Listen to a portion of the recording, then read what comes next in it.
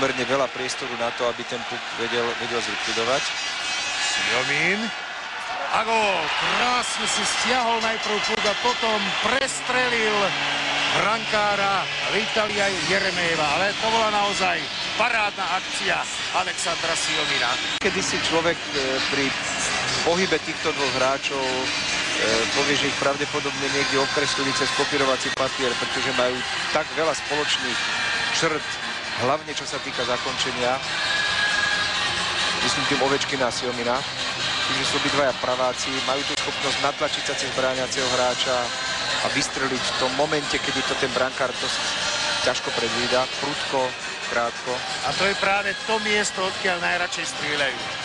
A teraz treba pochváliť Alexandra Siomina aj za to, že si sám vybojoval puk a sám aj zakončil. Veľmi pekne si prikryl, prakticky 3 hráčov na seba stiahol a napriek tomu ešte dokázal zakončiť.